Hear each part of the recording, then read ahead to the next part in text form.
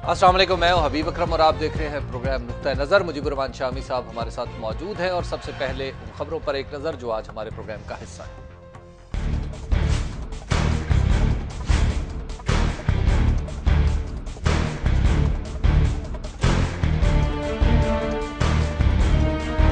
अगर आप आईनी इदारे पर हमला और सियासत करेंगे तो आपकी वफादारी पर सवाल उठेंगे। डॉक्टर ताहिरुल कादरी की दरखास्त की समाअत के दौरान चीफ जस्टिस के रिमार्क्स। आपकी दरखास्त हमारे दायरा इख्तियार में नहीं आती, आपको कहीं और जाना पड़ेगा।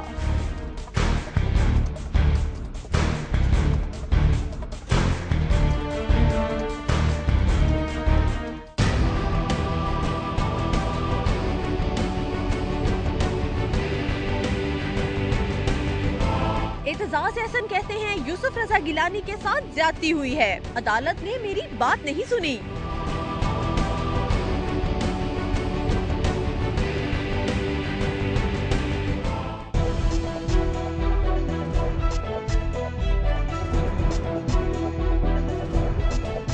सदर जरदारी और बिलावल भुट्टो जरदारी लाहौर में। बिलावल हाउस में सियासी सरगर्मियां तेज।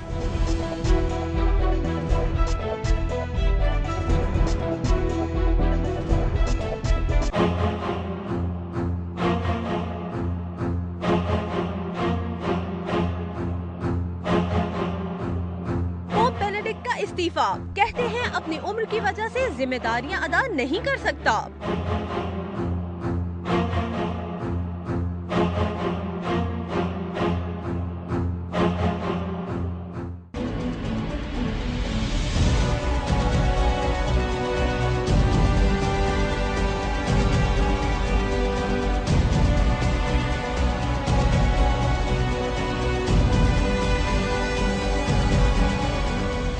कोरिया का एटमी धमाका और ईरान का एटमी दावा।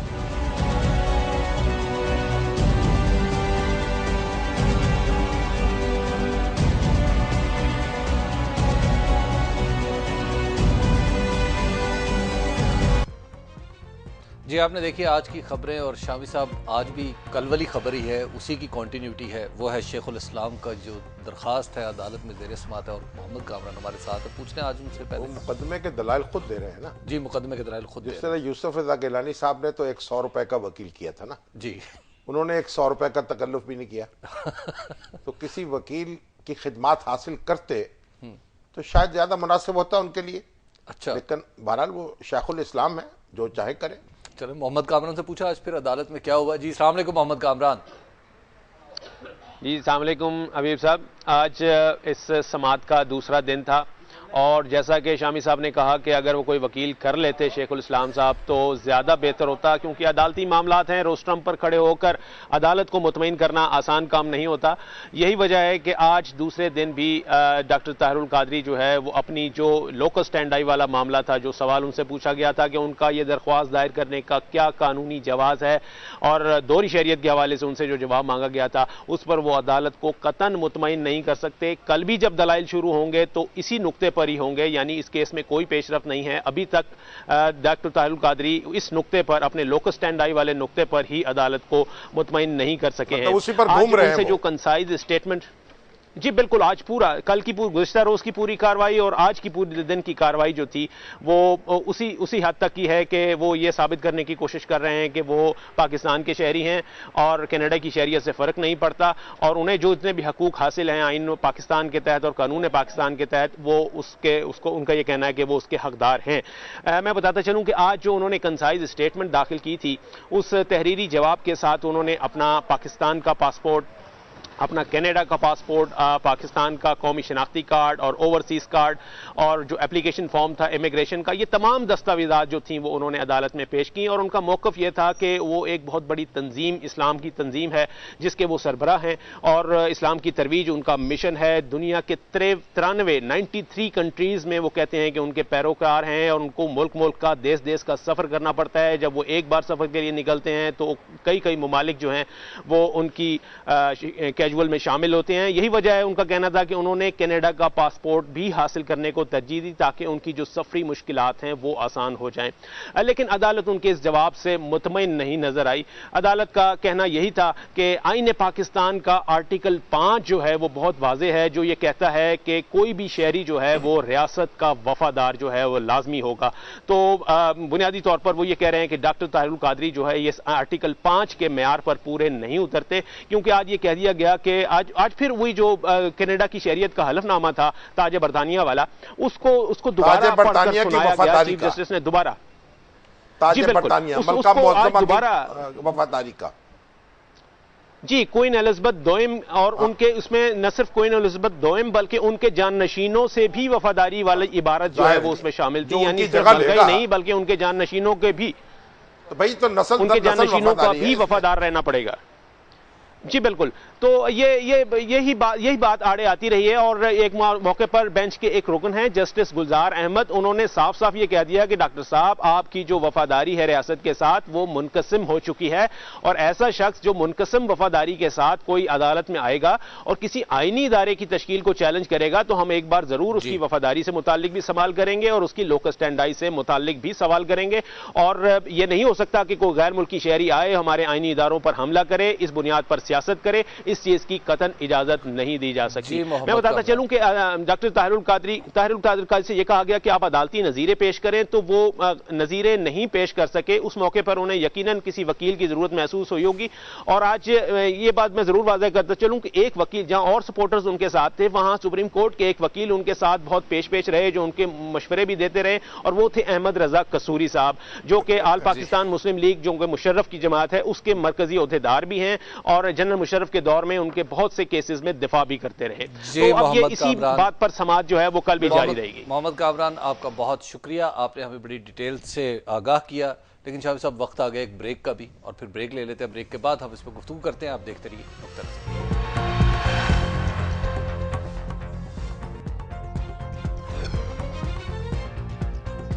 नुक्ता नज़र में एक बार फिर खुशामदीद। शामी साहब, शेखुल इस्लाम की जो पिटीशन है, बार बार डॉक्टर ताहिरुल कादरी साहब से एक ही सवाल पूछा जा रहा है कि आप कौन है, हैसियत का तयन करें। शाम साहब, हमारे निज़ाम में एक खराबी है, एक बंदे ने निशानदेही कर दी। देखें, ये काम इतना आसान नहीं है। अच्छा, ये कोई एडिटोरियल या कॉलम नहीं लिखना है किसी अखबार का। अच्छा, ये कानून के मामलात हैं। देखिए, ताहिरुल कादरी साहब से पहला सवाल ये हो रहा है कि आपका लोकस स्टैंडाई क्या है, ठीक है, इस मामले में आपका कंसर्न क्या है, आपका ताल्लुक क्या है, आप हैं कौन इस दरखास्त देने वाले। आप एक कनाडा के शहरी हैं, ठीक है, और पाकिस्तान के भी शहरी हैं। जो दोहरी शहरियत रखने वाला है, हाँ, वो दस्तूर के मुताबिक पार्लियामेंट का मेंबर नहीं हो सकता, ठीक है, गोया इलेक्शन में हिस्सा नहीं ले सकता। दुरुस्त। अगर कोई शख्स इलेक्शन में हिस्सा ले ही नहीं सकता तो फिर वो इलेक्शन के मुतल्लिक अमूर पर दरखास्त क्यों सुप्रीम कोर्ट में लेकर आ गया है, और ये क्यों चाह रहा है कि उसकी दरखास्त का आर्टिकल 184 के तहत जायजा लिया जाए, उसे कबूल किया जाए। लेकिन वो एक वोटर भी है। एक वोटर है, एक वोटर। 18 करोड़ लोग यहां रह रहे हैं, कमोबेश 10 करोड़ वोटर हैं। उनमें से किसी ने इलेक्शन कमीशन पर एतराज नहीं किया, और एक वोटर अगर एतराज करता है तो यह मामला फिर अवामी अहमियत का नहीं है, यह एक वोटर का मामला है। ठीक है, उसको सुप्रीम कोर्ट बराह रास्त सुन नहीं सकती, उसे सुनना नहीं चाहिए। उसका तरीका है कि वो जाए हाई कोर्ट पे, वहां अपनी पिटीशन दायर करे। ये दस्तूर की जो दफा 199 है, 199, ठीक है, वो हाई कोर्ट को इख्तियार देती है कि वहां वो जाके को वारंटों की रिट जारी करवाएं। और को वारंटों की रिट जो है, इसका मतलब यह है कि आप ये कह रहे हैं कि फलां साहब आईनी इस्तेहकाक के बगैर एक जगह बैठे हुए हैं, उनको वहां से हटा दिया जाए। ठीक है, ये जो रिट है, ये 184 के तहत सुप्रीम कोर्ट नहीं सुन सकती।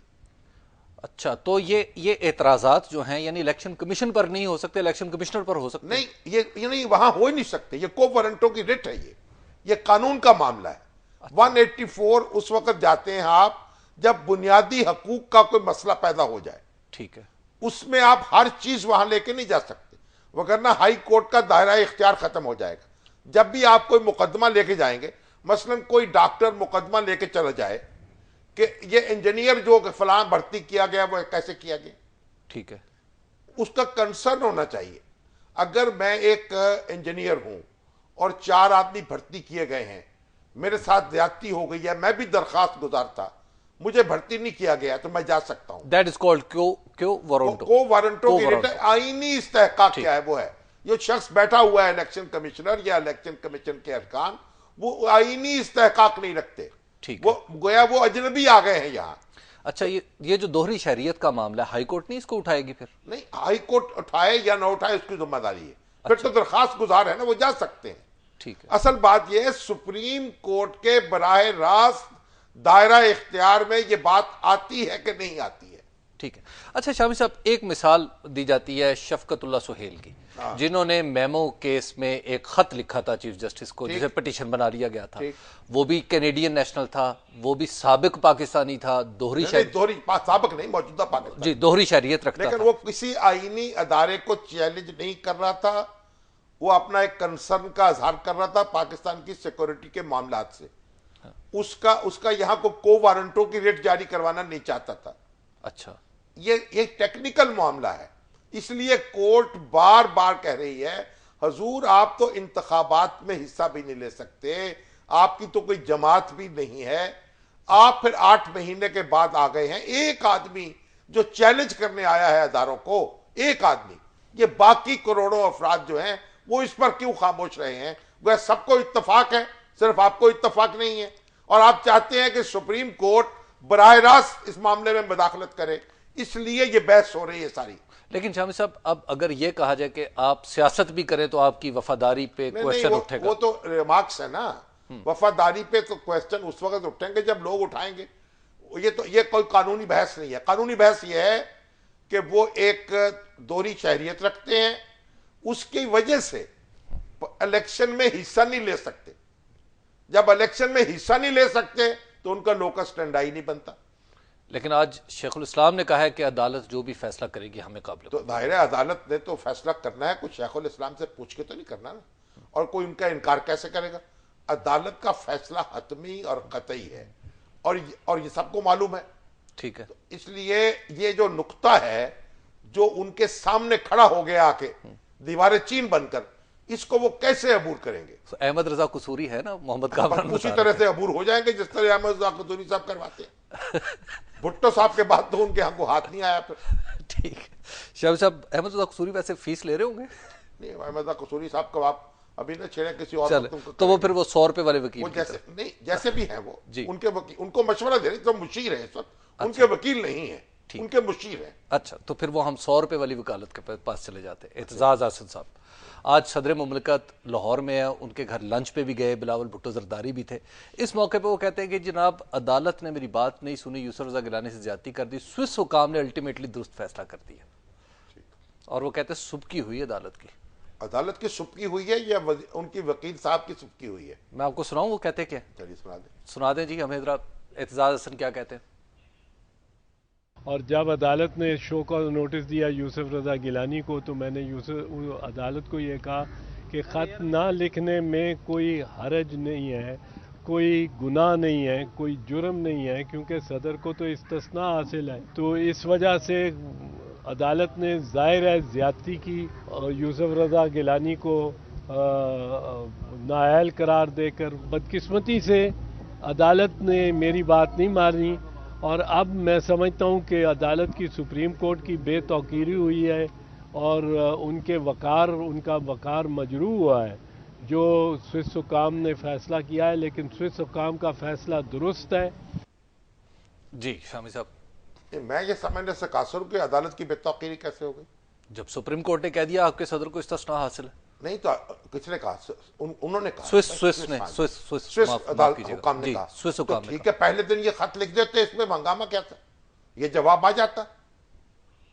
तो ये तो जो एतजाज अहसन वकालत कर रहे थे जी, या हुकूमत के दूसरे जिम्मेदारान जो थे, वो पहले दिन ये हंगामा ही नहीं करते, खत लिख देते, अल्लाह अल्लाह खैर सल्ला। यूसुफ रजा गिलानी साहब भी वही रहते, एतजाज साहब भी वही रहते। अब एतजाज साहब कह रहे हैं कि सुबकी हुई है सुप्रीम कोर्ट की, वो अगर मुझे माफ कर दे तो जनाब उनके अपने बारे में कुछ गौर करे कि उन्होंने कैसी वकालत की है। और अभी तो ये भी मालूम नहीं है कि सुप्रीम जो जज, सॉरी ये जो स्विस अदालत, वो जो हुकाम है, उन्होंने लिखा क्या है खत में। हाँ, ये खत मंजरे आम पे नहीं आ रहा। आया उन्होंने ये लिखा है कि ये टाइम बार हो गया था 15 साल की वजह से। तो अगर तो ये टाइम बार हुआ था तो फिर तो टाइम खींचतान के 15 साल कर लिया गया, फिर तो कोई और नौयत होगी। और अगर उन्होंने ये लिखा है कि ये वापस नहीं हो सकता, अटॉर्नी जनरल का खत कतई है, तो फिर और नौयत होगी।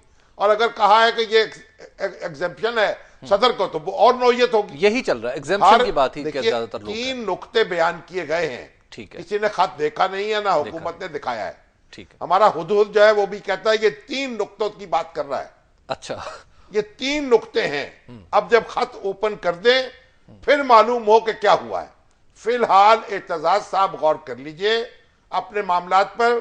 फारूक नायक साहब और वसीम सज्जाद साहब, उन्होंने ज्यादा मामलात समझदारी से काम लिया और मामले को संभाल लिया, अपने वजीर आजम को बचा लिया, और आप अपने वजीर आजम को नहीं बचा सके, या यूं कह रहे अपने क्लाइंट को कन्विंस नहीं कर सके, शायद ये भी तो हो सकता है। देखिए, तो अब सुप्रीम कोर्ट पर गुस्सा ना उतारें, को अपने आप पर गौर कर लें। ठीक है। शामी साहब, सदर साहब जो हैं वो लाहौर में है, हमारा हुदूद कहीं उड़ता उड़ता बिलावल हाउस नहीं जाता आता? सदर साहब जनाब बड़े लाहौर में हैं, अपने महल में हैं, जिसे बिलावल हाउस कहते हैं, बहरिया टाउन में। हम तो बार बार ये आपको बता चुके जी। हैं। और आपको जनाब उन्होंने शौकत बसरा जो है उसकी मदाज पुष्टि भी की है। डॉक्टरों को नहीं पूछा उन्होंने? डॉक्टरों के साथ मिलके वो कुछ अपना जज्बात का इजहार कर रहे थे तो पुलिस के हत्थे चढ़ गए। चलिए, उन्हें उनसे हमदर्दी का इजहार किया जाना चाहिए। वो डॉक्टरों का कैंप देखने नहीं गए, क्योंकि डॉक्टर जो थे वो जिस बस का इफ्तिताह हो रहा था तो उनको किसी ने ये पट्टी पढ़ा दी कि जनाब वहां जाके एहतजाज करो, वह धावा बोल दो वहां जो तकरीब हो रही है। ठीक है। फिर उसके बाद उनके साथ वही हुआ जो हमलावरों के साथ होता है। तो बात ये, लेकिन इसके बावजूद अब देखिए वो भूख हड़ताल किए हुए हैं, 9 रोज हो गए हैं, हमारे बच्चे हैं जैसे भी हैं, सरकश हो गए हैं, लेकिन बच्चे हैं। तो मैं पंजाब हुकूमत से यही कहूंगा कि भाई इनका कोई बंदोबस्त करो और इनकी भूख हड़ताल जो है तोड़वाओ और इनके दिल पर हाथ रखो। शामी साहब, अब आपसे मैंने पूछना यह है कि क्या सदर जरदारी जाएंगे ताजियत पे रायवेंट मियां नवाज शरीफ साहब के पास? लेकिन वक्त हो गया एक ब्रेक का। ब्रेक के बाद हम गुफ्तगू यहीं से आगे बढ़ाते हैं। आप देखते रहिए नुक्ता नज़र।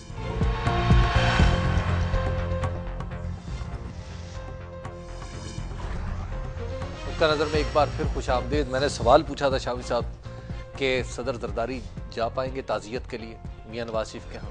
हुदूद ने यह बताया है कि उनका तो इरादा पक्का है। अच्छा। वो यहाँ थे, मियां साहब सिंध में चले गए, नवाज शरीफ साहब। जी बिल्कुल।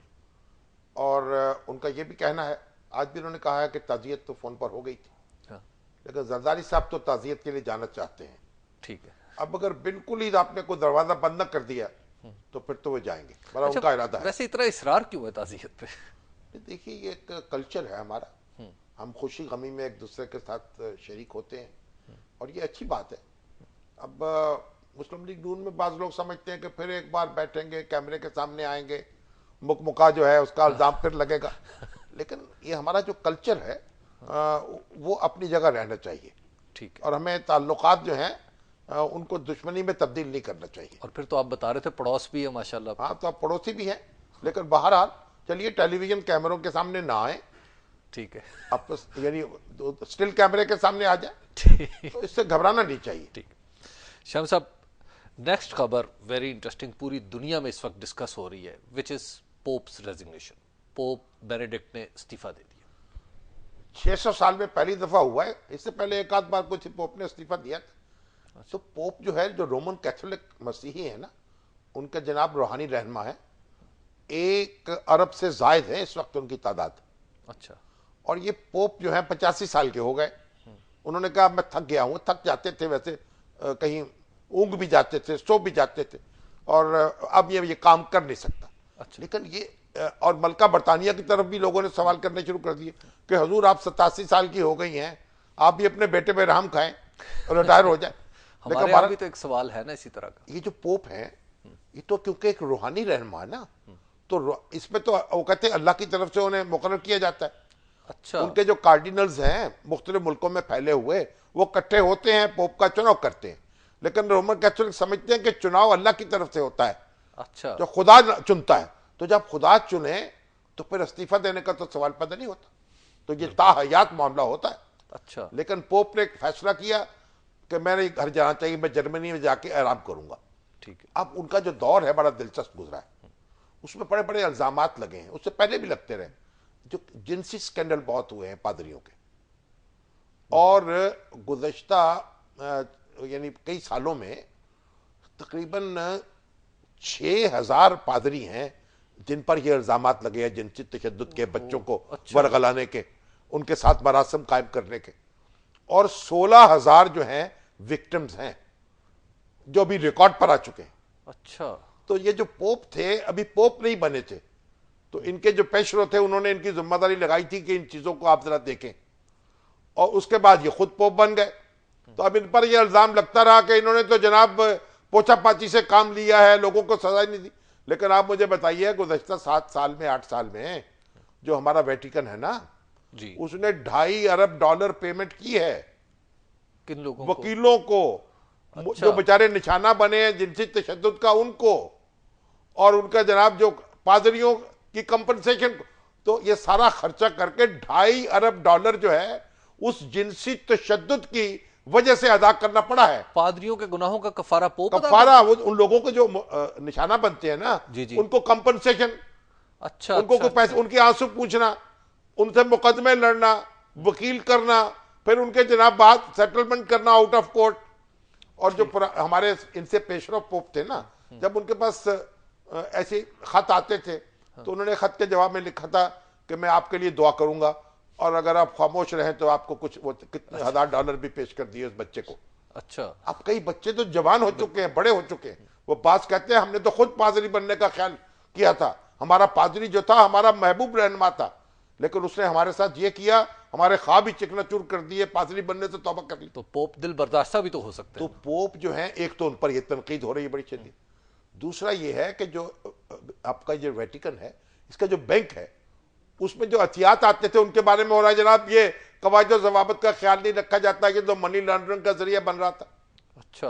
और पोप का एक बटलर है, उसने एक इंटरव्यू दे दिया एक अखबार को, उसने कहा जनाब यहां तो अंदर बड़ी करप्शन है, और अंदर तो जनाब इतनी गड़बड़ होती है, गर्मा गर्म हंगामा रहता है, पादरी आपस में लड़ते रहते हैं।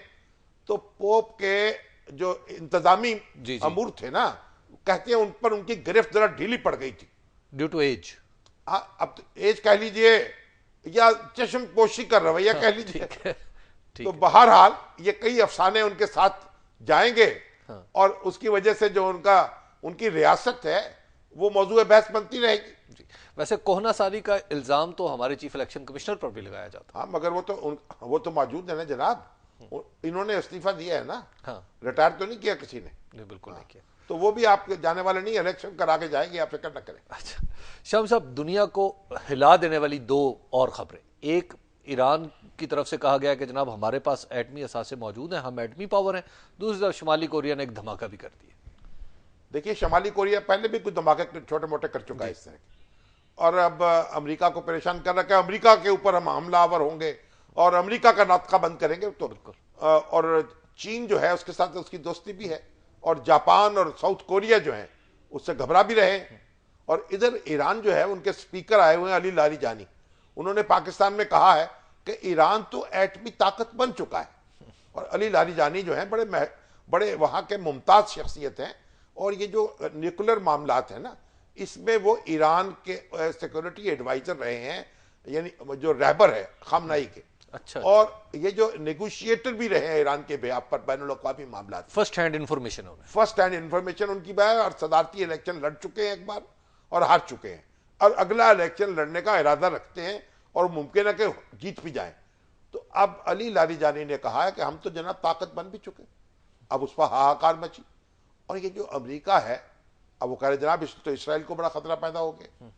और किसिंजर ने तो चंद ही रोज पहले कहा था कि ईरान का जो मामला है उसको जनाब ठंडे पेटों बर्दाश्त नहीं किया जा सकता। तो शुमाली कोरिया का ठंडे पेटों बर्दाश्त हो सकता नहीं, वो ठंडे पेटों वो भी, मगर ये 20 साल से चूहे बिल्ली का खेल हो रहा है। कभी गुफ्तगू शुरू हो गई, कभी खत्म हो गई, कभी कोई एक यकीन दहानी, कभी उसने कुछ मांग लिया, कभी उसने चक्कर दे दिया, और वो अपना प्रोग्राम जो है मिसाइल का और एटमी उसको बढ़ाता रहा है। और ईरान जो है अब वो कहता है कि हम तो अपने प्रोग्राम को मुकम्मल कर चुके हैं। आप देखिए दुनिया में क्या होता है। उससे एक तरफ तो जो इसराइल है उसमें खलबली मची है, और वो कह रहे हैं जनाब अमेरिकी तो हमारे दोस्त कह रहे हैं कि तो हमास को मिल जाएगा, ये जनाब हिजबुल्लाह के पास पहुंच जाएगा एटम बम, और उनको एटमी कवर मिल जाएगा। ईरान तो दुनिया का एक जनाब दहशतगर्द मुल्क है, जैसे पाकिस्तान के बारे में कहते हैं ना कि तालिबान को मिल जाएंगे, अलकायदा को मिल जाएंगे।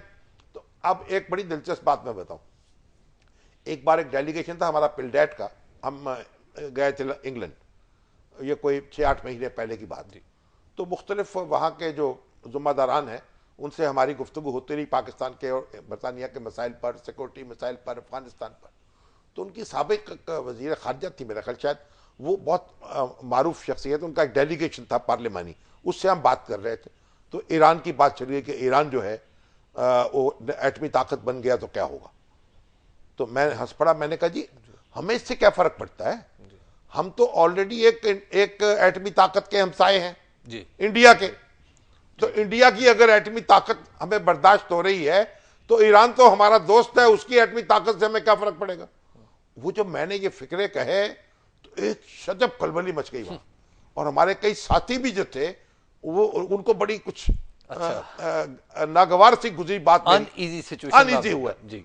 और उन्होंने कहा अच्छा आप इस तरह, मैं कहा हाँ जी हम तो इस तरह सोचते हैं ईरान के प्रोग्राम के बारे में। तो ईरान का जो प्रोग्राम है उसके एक दूररस असरात मरतब होंगे इस खित्ते की सियासत पर भी, और जो अरब रियासतें हैं उन पर भी उसके असरात होंगे, रद्द अमल होगा, और पाकिस्तान के लिए कई इम्कानात ताल्लुकात के बेहतर बनाने के मुख्तलिफ मुल्कों से खुल भी सकते हैं, और ये खित्ता जो है उसमें कुछ ना कुछ मामला जो है एक मुख्तलिफ टर्न भी ले सकते हैं। शाम साहब अभी एक ताज़ा तरीन मुझे बताया जा रहा है कि आयतुल्लाह खामनेई की तरफ से ये बात आ गई है कि हथियार बनाना अलग बात है, हथियार सलाहियत हमने हासिल कर ली ये है। हाँ। यानी धमाका उन्होंने नहीं किया, जैसे पाकिस्तान ने धमाका तो किया ना 98 में जी, 1998 में, लेकिन सलाहियत जो थी ये 1983 में हासिल कर ली थी। अच्छा, न्यूक्लियर सलाहियत होना कुछ और बात। जनरल ज़ियाउल हक के दौर में हमने अपना प्रोग्राम मुकम्मल कर लिया। ठीक है श्याम साहब, एक ब्रेक का वक्त आ गया, और ब्रेक के बाद हम आपके सवालात SMS, फेसबुक, टेलीफोन के जरिए आने वाले जितने भी हैं वो वसूल करेंगे और अपने प्रोग्राम में शामिल करेंगे। आप देखते रहिए नुक्ता नज़र।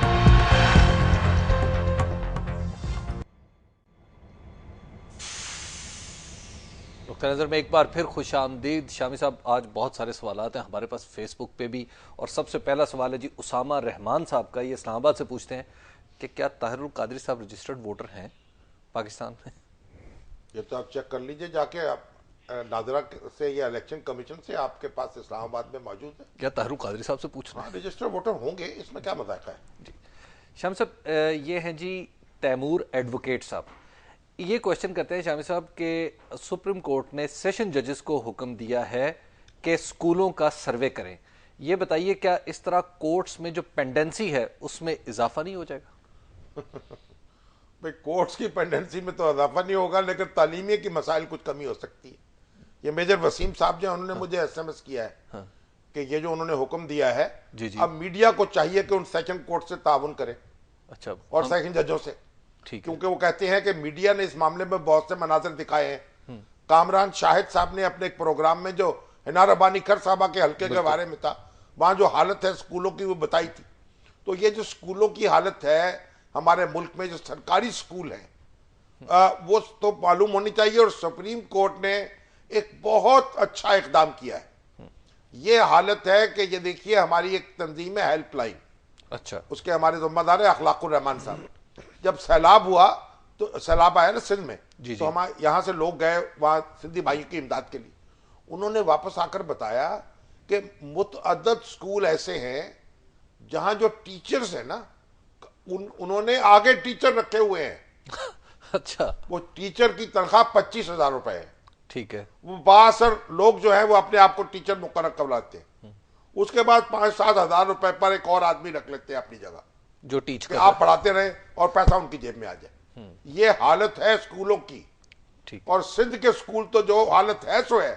पंजाब के दही इलाकों में भी आप जाके देखें गवर्नमेंट स्कूलों को, तो तौबा करने तो आप जो है कानों को हाथ लगाते हैं। बट शामी साहब, सेशन जजेस ये एनक्रोच अपॉन एग्जीक्यूटिव नहीं? नहीं, बिल्कुल नहीं। अच्छा, हाँ बिल्कुल ठीक है। ये दस्तूर के जो मकासद हैं उनको पूरा करना है। तालीम जो है बुनियादी हक है, और वो बुनियादी हक जो है अदालतें हर पिटीशन अब अदालत में ले जाते हैं।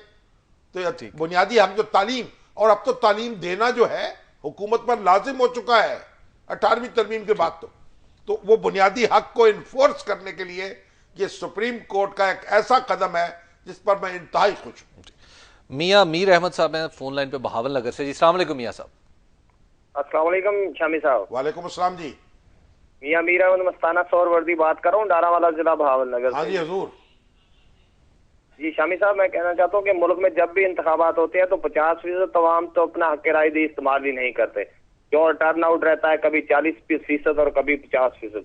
इन जमहूरियत के दावेदारों के खिलाफ तो खामोश रहकर अवाम देखिए बात सुने, अवाम जो है उनको कोई रोकता नहीं है, उन्हें अपनी सुस्ती की वजह से, बल्कि गरीब अवाम तो ज्यादा वोट देते हैं। जो अमीर हैं, जो पैसे वाले हैं, वो ये तकल्लुफ गवारा नहीं करते। इसलिए लाजिम है हर शख्स पर कि वो वोट दे। जो वोट नहीं देता वो ये मुतालबा नहीं कर सकता कि उसकी मर्जी पर मामला चलेंगे। शामी साहब, ये इब्ने अब्बास है, नाम तो इनका शायद कुछ और है लेकिन आईडी इनकी इब्ने अब्बास है फेसबुक पे। ये कहते हैं शामी साहब के आयतुल्लाह खामनाई कहते हैं कि हम एटम बम नहीं बनाएंगे। अली लारीजानी कहते हैं कि हमारे पास सलाहियत मौजूद है। ये रिकंसाइल कैसे होती हैं दोनों बातें? उन्होंने कहा है एटमी सलाहियत हमने हासिल कर ली है। सलाहियत हासिल करना और चीज है और बम बनाना और चीज है। सलाहियत तो आप एनर्जी के लिए भी इस्तेमाल कर सकते हैं, दूसरे कामों के लिए भी इस्तेमाल कर सकते हैं। यानी एक बम बना सकना, बम बना सकना एक और चीज है और बना देना एक दूसरी चीज है। अच्छा, अगर जब चाहें वो बना सकते हैं, ठीक, ये कह रहे हैं। चलिए, और अभी ये शहरयार साहब उन्होंने सवाल किया जी इसके क्या असरात होंगे सऊदी अरब और पाकिस्तान के ताल्लुकात पर, क्या वो ज्यादा कुर्बत वाक़ हो जाएगी, और फिर जनाब शाम पर क्या असरात मुरत्तब होंगे। भाई इतनी दूर की बातें नहीं सोचते प्यारे बच्चे, आज अपने मामलात की तरफ तवज्जो दो और देखिए सऊदी अरब और पाकिस्तान के दरमियान ताल्लुकात तो पहले बेहतर है, मजीद बेहतर हो जाएंगे, और ईरान के साथ भी ताल्लुकात हमारे बेहतर रहने चाहिए। अभी तो सुई गैस का मंसूबा जो है वो भी पाया तकमील को पहुंच रहा है, इरादा तो कर रहे हैं, अल्लाह नजर बद से बचाए। राहिल साहब है जी लाहौर से हमारे साथ फोन लाइन पे। जी अस्सलाम वालेकुम राहिल साहब। जी अस्सलाम वालेकुम, मेरा शामी साहब से सवाल है। हाँ जी। ये जो कादरी साहब इलेक्शन कमीशन की तहलील का जो केस दाखिल किया है सुप्रीम कोर्ट में, और मेरे ख्याल में सुप्रीम कोर्ट में 2 दिन के रिमार्क्स के बाद ये केस इनका अमलन खत्म हो चुका है। चलिए अभी देखिए अगर ये सुप्रीम कोर्ट फैसला सुप्रीम कोर्ट ने अगर ये सुप्रीम कोर्ट इनके खिलाफ बात सुन लीजिए, फैसला सुप्रीम कोर्ट ने करना है। अदालतों के बारे में स्पेकुलेट नहीं किया करते, जब फैसला आ जाएगा तब हम बहस करेंगे। जी मलिक सफदर साहब है कराची से। जी अस्सलाम वालेकुम मलिक साहब।